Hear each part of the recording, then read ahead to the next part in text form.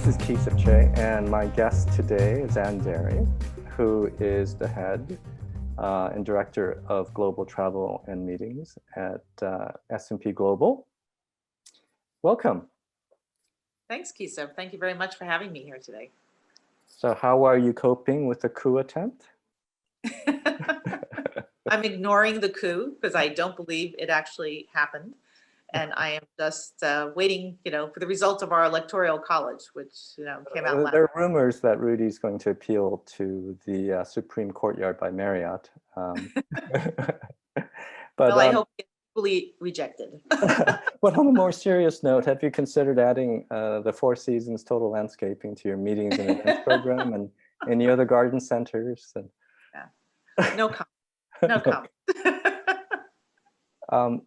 Yeah, it is probably not a good thing. I can picture your executives in the parking lot of a garden center presenting to maybe the shareholders. Not that effective.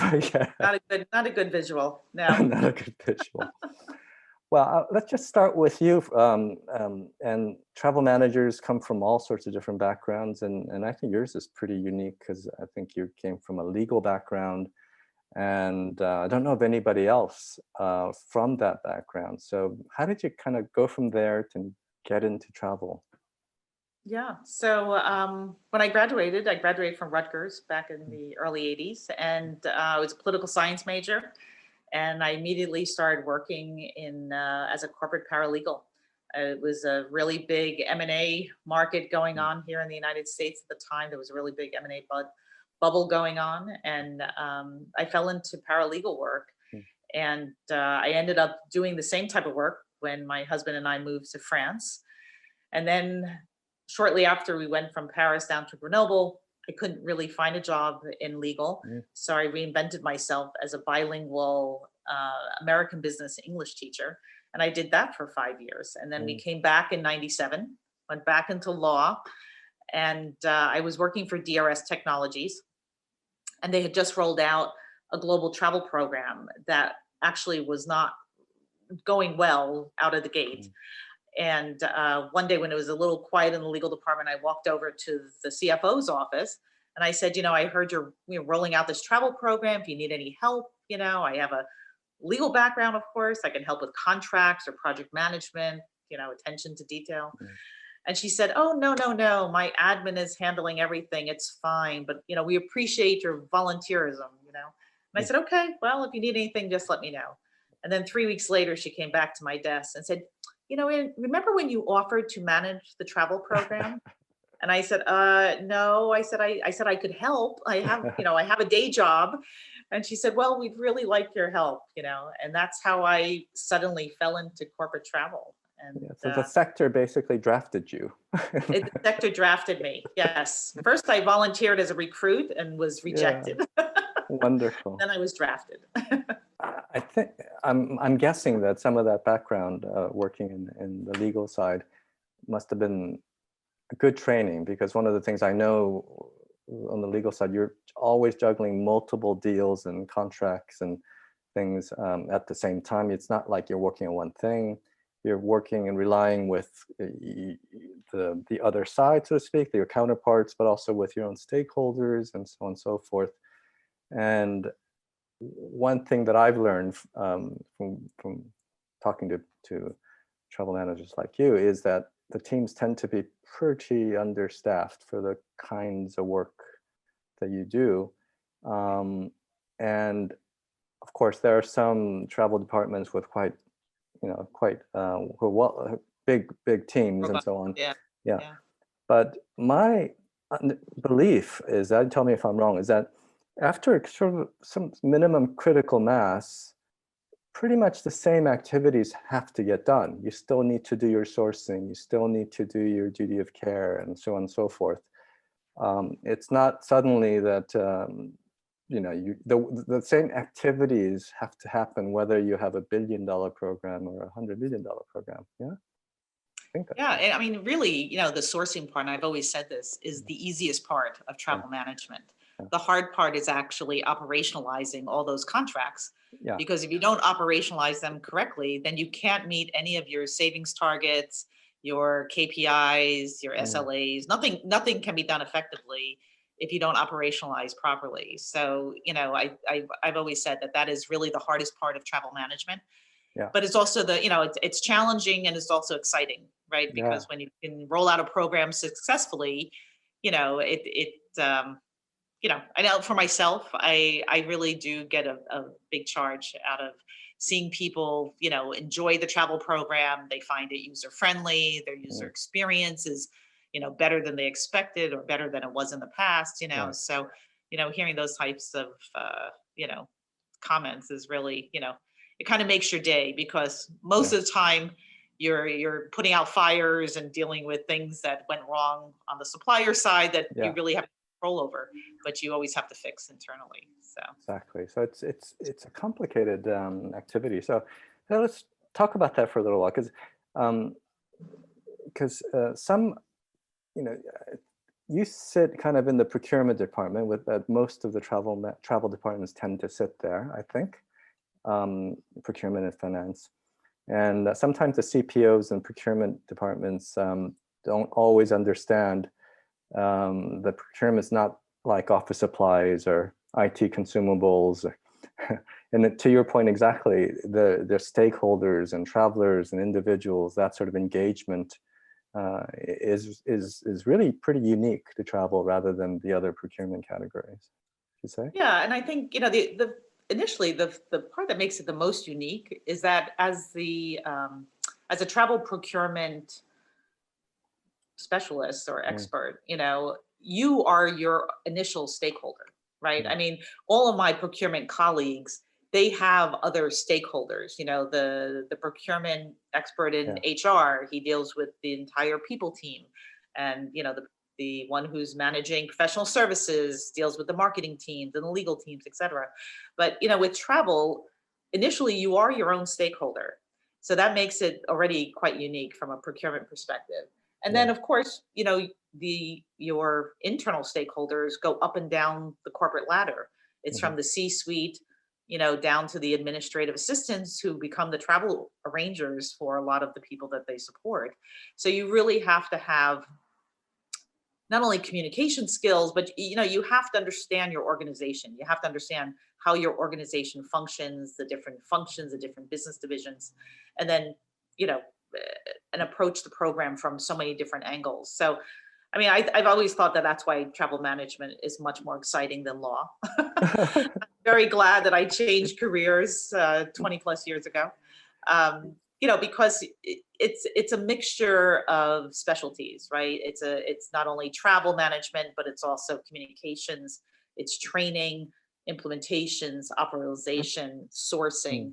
Mm. So it's a whole smorgasbord of activity that goes on a fairly regular basis. Yeah, so let's talk a little bit about the engagement with the C-suite and senior managers, because you mentioned that, and some travel managers during the lockdown, the pandemic, suddenly had lots of questions and scrutiny, maybe from the C-suite that they hadn't had before, and Right. visibility.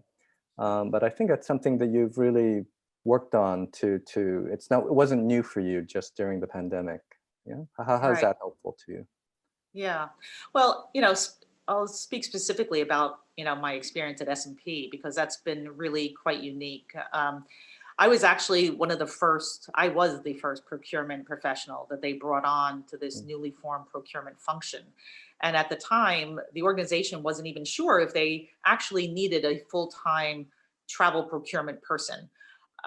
In the past, my boss, as well as two of the regional procurement leads, were kind of dabbling in the travel program, but they were always getting negative feedback. And at some point, they said, "Listen, this is the best we can do with our lack of expertise in this field. We really need to bring on an expert." mm, So when I joined the organization, my role was really very much in the spotlight, because I had to prove to our operating committee, I had to prove to the Global Business Services Organization executives that what I could do. I brought a different set of skills and experience to S&P than any of the other procurement people that had tried to manage the travel function before me. So it already set up a very different dynamic. I was already closely connected to a lot of the executives, and gathering a lot of executive feedback about what they didn't like about the current program.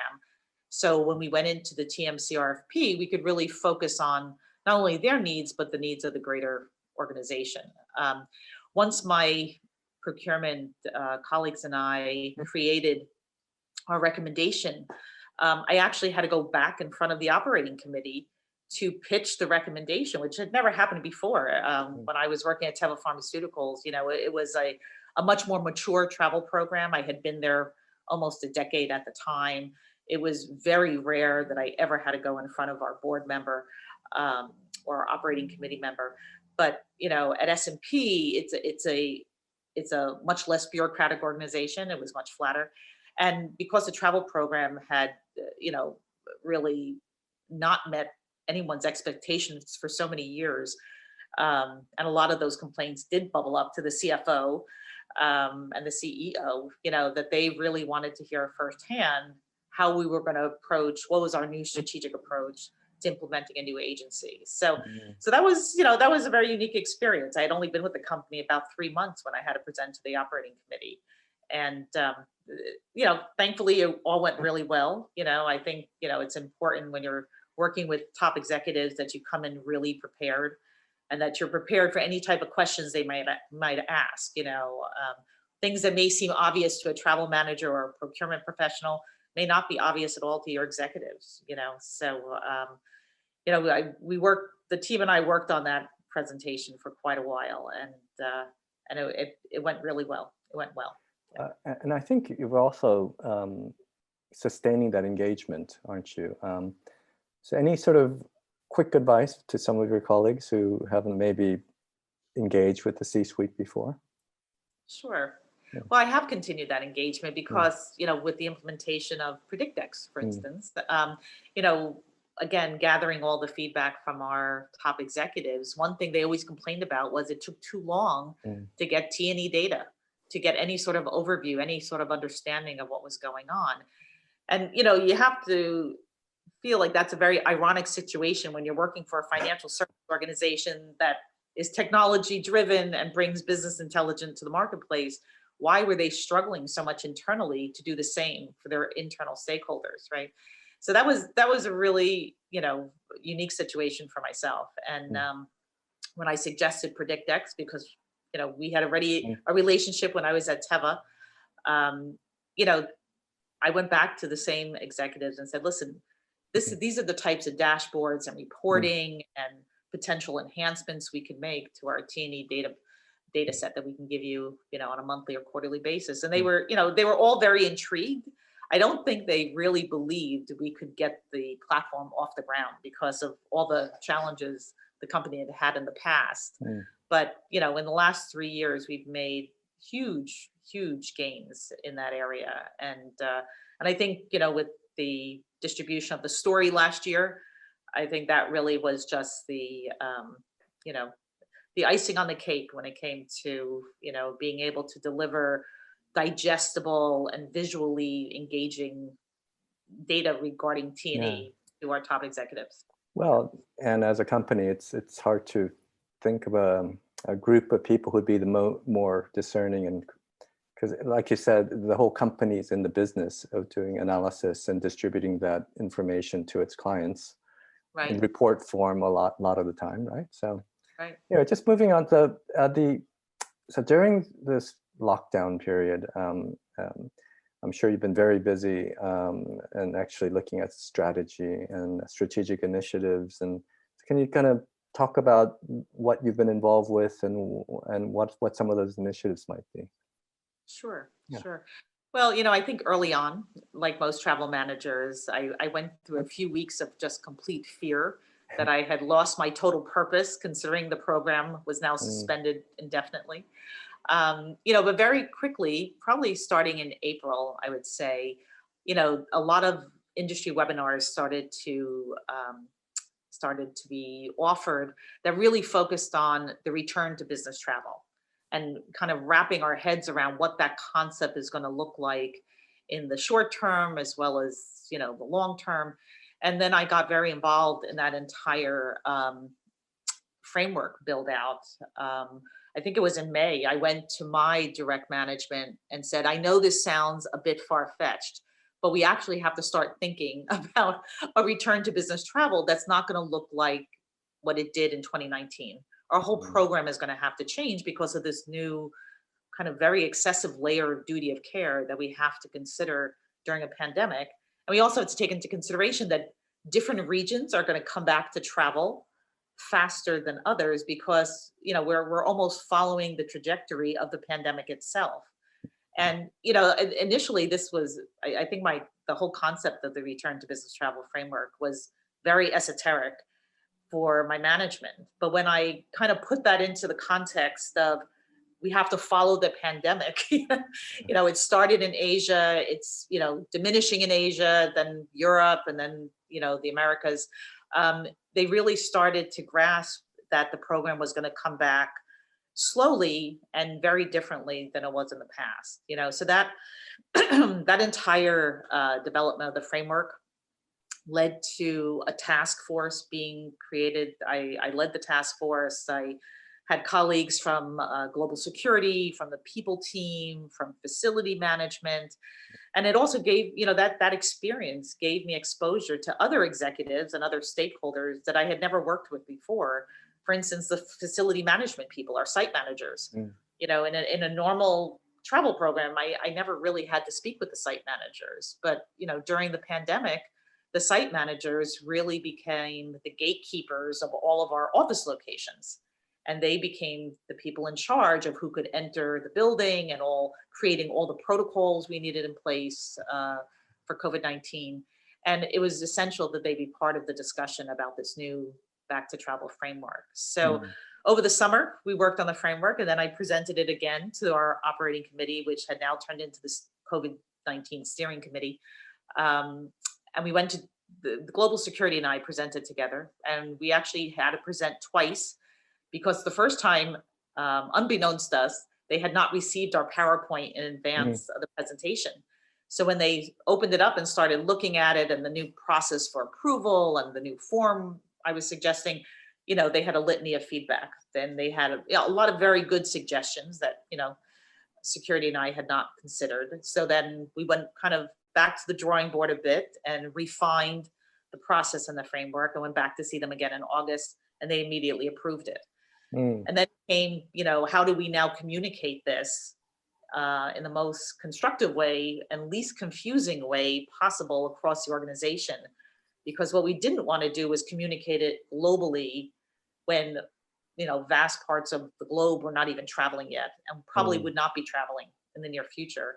So we took a very regional, very localized approach and started communicating and coordinating with our corporate communication managers in each region to help us build out the communication plan for the return to business travel framework. So that really has taken up probably the last 6 to 9 months of my work. Much more complicated than I thought it was going to be. But again, you know, it really changed the nature of my job. You know, instead of focusing so much on sourcing this year, it was more about reinventing travel and somewhat pivoting my own role and becoming a much more strategic stakeholder within the greater organization and these various working groups, you know, the return to office working groups, because our return to travel framework had to align with the return to office framework. So, you know, getting that alignment in place was also a bit complicated. So, so that's been my major focus. And then my second focus has been on data. You know, it's been about the distribution of the story. So. Well, the other thing that I think you've worked on, and maybe you can touch on that, is the whole issue of sustainability is much more front and center, isn't it? Both at the corporate level and how it applies to travel and so on. So tell me a little bit about what you've been doing there. It's funny because I just came off a call with a different organization. We're going to be doing a webinar about sustainability come this February. So, yeah, so, you know, because of the pause in travel, like many companies, they've taken a step back and they've started to reassess their corporate responsibility programs and net zero programs, overarching sustainability. And we did the same at S&P. And through an assessment that was done by our facilities management company, I got pulled into the conversation probably around September, October, when the consulting group had started proposing how we could implement science-based targets as they related to our travel program so that we can meet the new net zero initiative goals that the company was starting to develop. So basically they came to me and said, we want to reduce travel by 25% over the next 5 years, and our recommendation is, we shift all of business class travel to economy travel. And yes, that was initially right off the bat, that's what they wanted to do. And then they had a couple of other ideas that they had. And I was on this call with my management, and the first thing I said was, you also have to consider our corporate culture. I said, and that is just not the culture of our organization. As a financial service organization, we have headquarters in, the typical places, London, Singapore, et cetera. And, I knew that type of approach, that very draconian approach to creating a sustainable program was not really going to be well received. So instead I said, I think we need to look at our data. I said, if you drill into the travel data, you'll see that we have trip purpose codes. And within those trip purpose codes, there are purposes like internal meetings. I said, I also think you have to look at, the duration of a flight, right? I mean, we have a lot of short duration domestic and international trips. I said, in my opinion, those are the areas that we should initially focus on, as well as starting to shift a certain percentage of business class travel to potentially economy plus or premium economy, or potentially even economy. So after kind of going through another analysis, a deeper analysis of our data, we went back to our executives and brought them a whole different, array of initiatives that we can introduce next year to start having a greener travel program. So sustainability has really been, quite high on my radar in the last, I'd say 3-4 months. And, and part of that challenge is going to be, how do we kind of align our technology with our net zero program from a travel booking perspective, right? And I think that's something that a lot of travel managers are going to face next year, that potentially their online booking tools do not have the agility to have all the right messaging and information about helping to change travel behavior toward more sustainable options, right? So there's a lot of challenges, I think, that the technology ecosystem has to step up to, including sustainability. And also you mentioned a bit more scrutiny or approval process before traveling. And some of the booking tools don't quite facilitate that either in a seamless way. And if it's not seamless, sorry to cut you off, but also the creation of a hybrid travel program, right? Because that really is going to be the travel program of 2021 and beyond. How do you really meld this Zoom environment we've been living in the last year into a more sustainable travel program as well? So, we definitely need more technology to effectuate that. Exactly. And the thing that you talked about, which is basically, is my program fit for purpose? Probably not. What do I need to look at reshaping and somehow reinventing? I mean, as a case in point, one thing pretty interesting. So this is not one of our clients, and certainly not a huge company, but someone I know is a technology company who during the lockdown basically started hiring remote software developers in a way they've never done before, because you didn't need to hire for the, the Palo Alto office anymore, et cetera. So you can now hire people from all over the world. So they ramped up their hiring, and hugely. So now, and speaking to them, they said, well, what we realized, kind of the unintended consequences of all this, is that we now have, I forget the exact number, let's say 50% of our workforce no longer work at the office locations. Right. So even if we reduce business travel, seeing customers or whatever, we have to have travel so that these employees we've never met can at least come to the office and have some face time with our colleagues on a regular basis, whether it be quarterly or monthly, whatever. So we're now going to see business travel of our employees in a way we've never had before. So talk Yeah. about completely shifting patterns. Yeah, no, I agree with you. I agree. I also think that type of internal travel though, I mean, because for instance, at our company, 25% of our travel is internal travel, and I think that is an area in which I think we also need to take a step back Oh and no, you decide, can, so someone from New York traveling to meet with our colleague in London, some of that could be done remotely, absolutely. But these guys are talking about the fact that Mario they hired in Italy, they have never met. right. He's Right. never physically shaken hands with any of his colleagues. Right. So what they're talking about is how do we sort of solidify the corporate culture and get these guys to really be a part of that wider team in a way if they've actually never had coffee together, and Right. so that it's more the soft stuff they're concerned about. So it doesn't have to be Yeah. frequently, but never. Yeah. Well, I think that's the point. It doesn't have to be Yeah. frequently. It just has to be really strategically Yeah. done. And it's more about having more purposeful travel.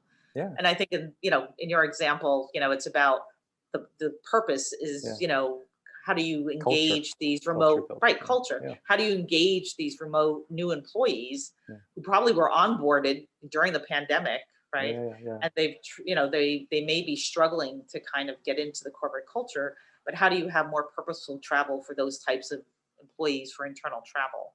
And I think that's really going to be a big focus next year. The whole concept of purposeful meetings, purposeful gathering, and that kind of circles back and includes the sustainability piece as well. Yes, and so on that point, we've also seen some of I'm going to count you along amongst the group of our smarter customers. Of course, all of our customers are smart, but really forming those closer relationships with their colleagues from tax and compliance and regulatory and so on and so forth. Because when things are really, really busy, you're just supplying them with this information. And for instance, with some of the regulatory issues, there are sometimes fines involved, right, with this cross-border stuff. And the default standard operating procedure is kind of, it's all happened already. You kind of let them know with the data, and then they now have to figure out, well, do we need to file some paperwork? Do we need to pay fines? It's all retrospective, and so working together before these things happen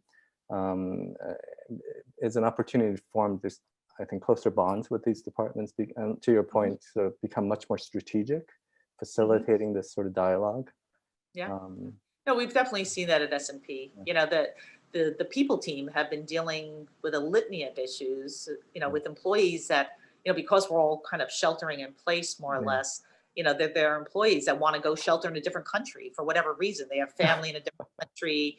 They have a spouse in a different, whatever the reason is, they want to shelter someplace else, and they want to work remotely someplace else. But, you have to take in consideration, like you mentioned, like there are tax implications, there are payroll implications, and, and now that whole concept of remote work has had to become much more transparent, so that, not only can we ensure the duty of care of our employees, but also, we're not setting ourselves up, or the employee is not setting themselves up for some sort of, penalty, from a regulatory perspective, like you said, and I really wasn't aware of any of that in the past. I'll be honest with you. It's definitely not my expertise, and I don't really have that type of situation where I would just up and want to move to another country just to work remotely. But as we were building out the return to business travel framework, it was a people team that said, well, we also need some sort of a framework how to address all these requests for remote work, So initially we worked on, a strategy for people and how they needed to address that within the HR process. So it's really been, so many unexpected things have happened this year, but, there are some, really highlights, that have actually improved the way we work with each other internally. Well, I think my guess is that once travel returns, and the vaccine rollout is just amazing, from zero to like thousands already, and pretty soon hundreds of thousands and millions. That doing this work that you've done now or during the last several months is really going to pay dividends in terms of forming strategy and engagement, and being able to because things will maybe be different once again 6-9 months time. The way people travel may be different. Maybe they'll be demanding different things. Even something as simple as some of the hotels you had in certain cities may no longer be fit for purpose, and all sorts of things will come up. But now having that strategic engagement will allow you to maybe change quicker and have better communications and all of that. So like you said, there's going to be some hidden benefits out of having this time to work on the business, I think. Yeah. And there are benefits to your own travel program, right? I mean, our hotel program is going to become much more strategic. It obviously is probably going to shrink because we're not going to be traveling as much, at least for the next 2 years. And I think also just the whole concept that I think a lot of people, were thinking that having the vaccine was going to be the silver bullet, and we were all going to be able to kind of get vaccinated and get back out there, and after I've had, I sit on the TMAG, which is a travel managers advisory group to IATA. And after we were on a conversation the other day on a call, it became really apparent to me that, obviously the vaccine is a huge step in the right direction, but it's not a silver bullet. It's not going to be the answer to going back to travel, because countries are going to still want to see, proof that you've been vaccinated. We're still going to need testing. Now yesterday, I think one of the chief medical officers was saying, just because you're vaccinated doesn't mean you couldn't necessarily infect somebody who wasn't vaccinated. So I mean, there's a lot of complexity to this, even with the vaccine.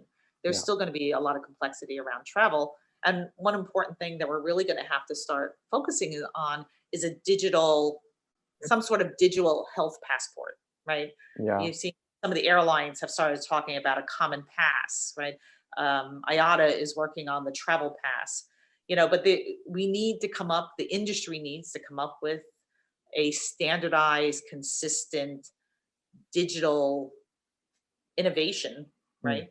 That can become like this digital health certificate for us, so we can prove that we've been vaccinated, not only for COVID, but for other vaccines that you need when you travel as well, So, it's a really kind of uncharted and an exciting time within travel. Well, that's one way to get people who are sort of resisting vaccination get on the list. If somehow you could tie it into the TSA pre-check thing, right? And so, well, yesterday on the news, they said, if you work for a privately owned company, your company can insist that you can't come to work unless you're vaccinated, or you can't travel for work unless you're vaccinated.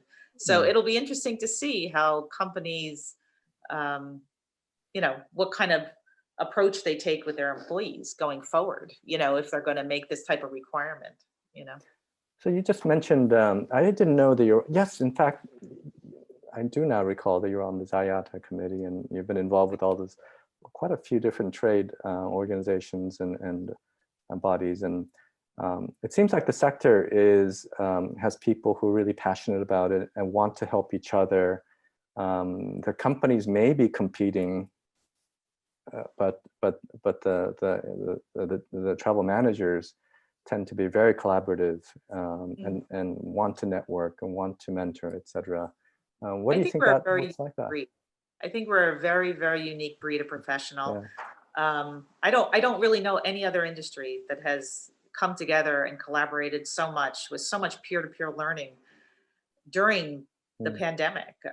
It's been a tremendous support as well as really inspirational to be, either participating in these webinars or being an attendee at these webinars, in which, other travel managers, as well as the supply chain, the entire ecosystem of travel, has really come together in a much more collaborative, transparent sort of way to help us all help each other out of this situation, and I think it's really unique. I really don't know any other industry in which, you can go from being competitors or being in this more kind of historically adversarial, potentially relationship to all of a sudden, we're all in it together, and we have to, our industry was catastrophically affected by the pandemic, and, it's going to take a long time before the industry gets back on its feet. And I think all the peer-to-peer collaboration has been wonderful, really wonderful. Well, that's fantastic, Ann. So we're going to wrap it up, I think, with a couple of quick questions. And Sure. just once you start traveling again, where's the first leisure destination you're going to? Well, my first leisure destination is going to be Ireland. I had planned a really big birthday trip last year, and I had to cancel everything. And I've been, believe it or not, I've probably been to over 30 cities around the world over 20 years, but I've never been to Ireland. So I had put that high on my bucket list for next year, or when we can get back to traveling. So I'd like to take a trip to Ireland. Okay, what about your first business destination? Well, that will probably be London. Oh, excellent. It'll probably be London. I mean, I have a tremendous amount of stakeholders there, both internally and externally. And hopefully Singapore and the Philippines. Well, in London, there's some fantastic Michelin star restaurants who are desperate for our patronage. You know that, right? I'm desperate to go there. Well, thank you so much. And I'm sure we'll be seeing you very soon, Ann.